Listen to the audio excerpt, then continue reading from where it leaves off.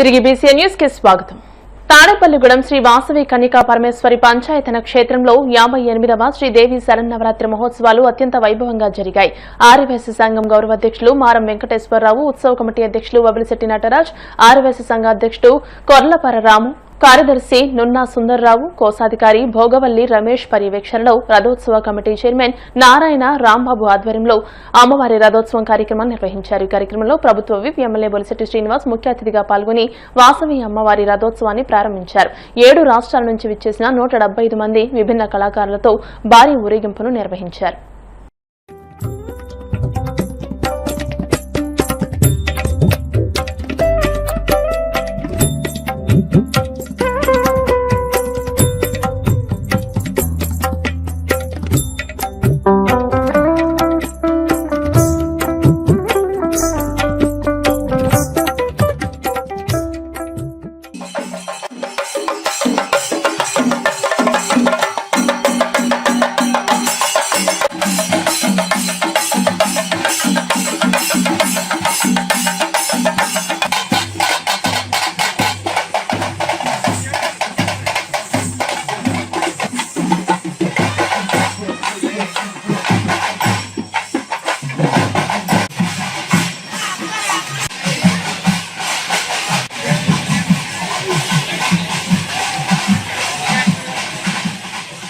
వాసవి కన్యకా పరమేశ్వరి అమ్మవారి యొక్క ఊరేగింపు ఉత్సవాన్ని ఇంత ఘనంగా ఏర్పాటు చేసిన ఆర్యవైశ్య సంఘం సభ్యులందరికీ, మిత్రులందరికీ కూడా ఉదయపూర్వ నమస్కారం. భక్తులందరికీ కూడా మరి ఎంతో భక్తి శ్రద్ధలతో ఈ నవరాత్రులు చేసి మరి ఇప్పుడు ఊరేగింపుని ఎంతో ఘనంగా 9 సంవత్సరాలుగా వెండి రథోత్సవాన్ని ఇక్కడ ఆంధ్రాలో ఎక్కడా లేదు, తాడేపల్లిగూడెంలో మొట్టమొదటిసారి ప్రవేశపెట్టారు.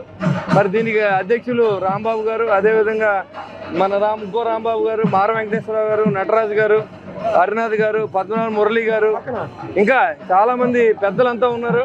మరి అందరూ ఇది మన సొంత పని, సొంత ఇంట్లో పెళ్లి అనే విధంగా ఈ కార్యక్రమాలు చేసేదానికి మీ అందరూ కూడా అమ్మవారి దయతో తాడేపల్లిగూడెం పట్టణమే కాకుండా ఆంధ్ర రాష్ట్రం అంతా కూడా సుభిక్షంగా ఉండాలని చెప్పి, మీ అందరూ వ్యాపారాలు బాగుండాలి, ఇలాంటి మంచి కార్యక్రమాలు శక్తి అమ్మవారు ఇవ్వాలని చెప్పి నేను మనస్ఫూర్తిగా కోరుకుంటూ దేవి శరన్నవరాత్రిని పురస్కరించుకుని ఏలూరు జిల్లా భీమడోలు మండలంలో అమ్మవారి విగ్రహ నిమజ్జనోత్సవ వేడుకలు వైభవంగా జరుగుతున్నాయి. స్థానిక గుర్రాల చెరువు గట్టు కనకదుర్గం అమ్మవారి ఊరేగింపు మేళ తాళాలు, శక్తివేషాలు, నృత్యాల మధ్య ఘనంగా జరిగింది. కోరిన కోరికలు తీర్చే తల్లిగా గుర్రాల చెరువు గట్టు అమ్మవారు భక్తుల చేత పూజలు అందుకుంటున్నారని, అమ్మవారి శరన్నవరాత్రి వేడుకలు వైభవంగా నిర్వహించినట్టు నిర్వాహకులు తెలియజేశారు. భీమడోలు, పూళ్ల, కురెల్లగూడెం, గుండుగొరణం అలాగే లంక గ్రామాల్లోని అమ్మవారి ఉత్సవ విగ్రహాలు నిమజ్జనోత్సవానికి తరలి వెళ్తున్నాయి.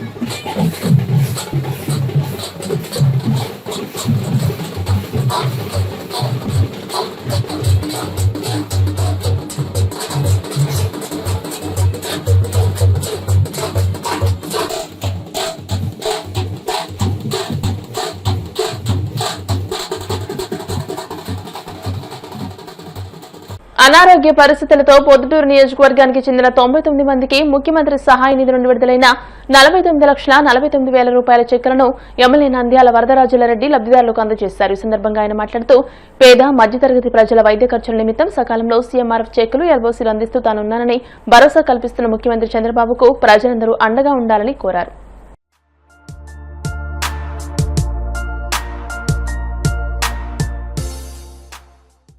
ప్రభుత్వం అధికారంలోకి వచ్చిన తర్వాత ఇప్పటికి 5-6 సార్లు మేము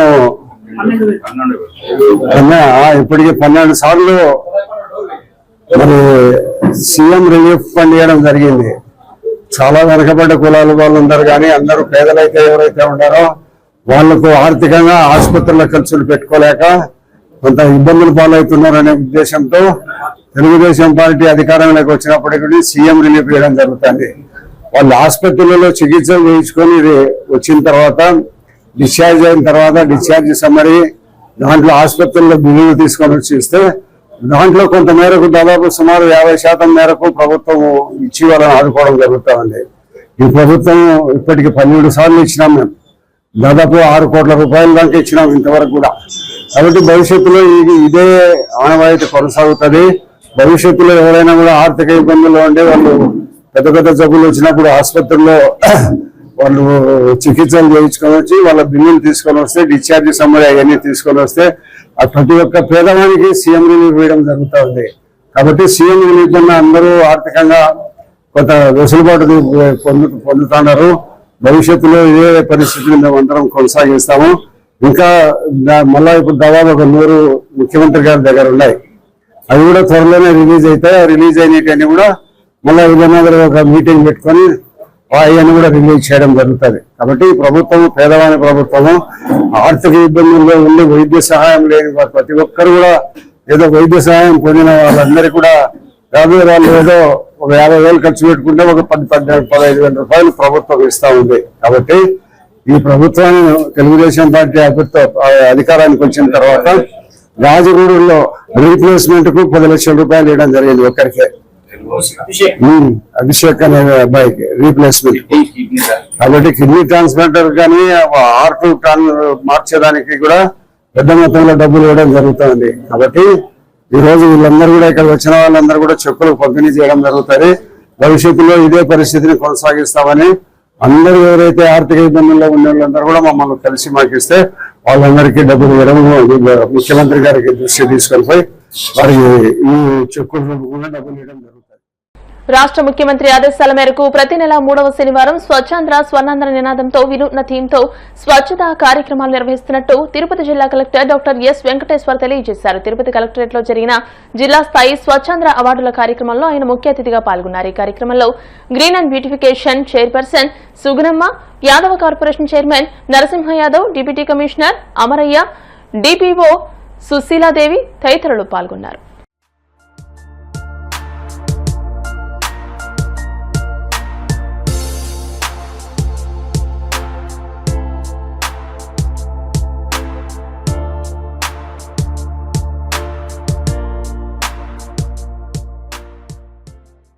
ముఖ్యమంత్రి గారు స్వచ్ఛాంధ్ర స్వర్ణాంధ్ర అనే నినాదంతో ఈ సంవత్సరం జనవరిన ప్రతి 3వ శనివారం మనము స్వచ్ఛాంధ్ర స్వర్ణాంధ్ర రోజుగా, అంటే నెలలో ఒక రోజు ప్రతి 3వ శనివారం చేసుకోవాలని ఆదేశాలు ఇచ్చారు.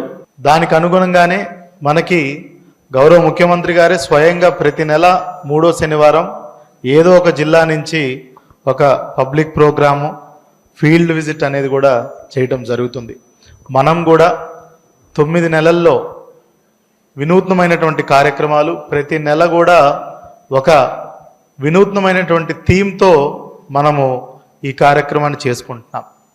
ముఖ్యంగా ఈ ప్రోగ్రామ్ జనంలో చైతన్యం తీసుకురావటం, అవేర్నెస్ కల్పించటం, అదేవిధంగా ఆఫీసర్స్లో కానీ పబ్లిక్లో కానీ ఈ స్వచ్ఛత అనే దాని మీద ఏదైతే స్వచ్ఛత హై సేవ కేంద్ర ప్రభుత్వం తీసుకొస్తున్న కార్యక్రమాన్ని మన రాష్ట్ర ప్రభుత్వం అవసరాల మేరకు దాన్ని క్రోడీకరించి తద్వారా గ్రీనింగ్ డెవలప్ చేయటం, క్లీన్ చేసుకోవటం, క్లీన్ సరౌండింగ్స్ ఉండటం, ప్లాస్టిక్ని, సింగిల్ యూస్ ప్లాస్టిక్ని నిర్మూలించటం, అసలు ఎక్కడ కూడా చెత్త కుప్పలు అనేది లేకుండా CTUsని తొలగించటం, అదేవిధంగా door to door first of all ఇంట్లో సెగ్రిగేషన్ చేయడం, సెగ్రిగేషన్ అట్ సోర్స్ అంటాం, తడి చెత్త పొడి చెత్త సెగ్రిగేట్ చేయటం, సెగ్రిగేట్ చేసిన దాన్ని డోర్ టు డోర్ కలెక్షన్ పెంపొందించటం, అదేవిధంగా లెగసీ వేస్ట్, లెగసీ డంపులు అంటాం.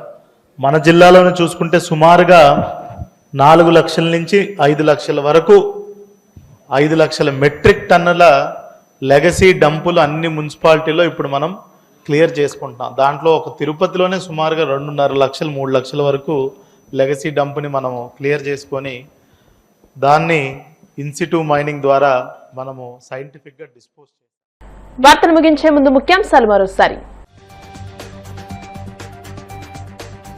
విజయవాడలో స్వచ్ఛంద అవార్డులను ప్రదానం చేసిన ముఖ్యమంత్రి చంద్రబాబు, పారిశుద్ధ్య కార్మికులే నిజమైన దేశభక్తుని కొనియాడిన సీఎం.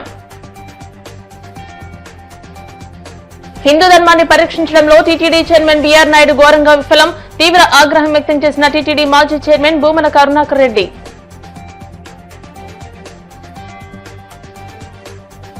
ప్రజా సమస్యల పరిష్కార వేదికలో అందిన అర్జీలను త్వరితగతిన పరిష్కరించండి, అధికారులకు కాకినాడ జిల్లా జాయింట్ కలెక్టర్ రాహుల్ మీనా ఆదేశాలు.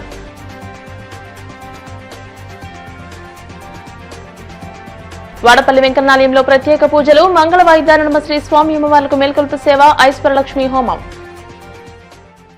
ఈ వార్తలు ఇంతటితో సమాప్తం. మరిన్ని వార్తల కోసం BCN digital YouTube channel, Facebook page ని ఫాలో అవ్వండి. అప్డేటెడ్ వార్తల కోసం ప్లీజ్ సబ్స్క్రైబ్.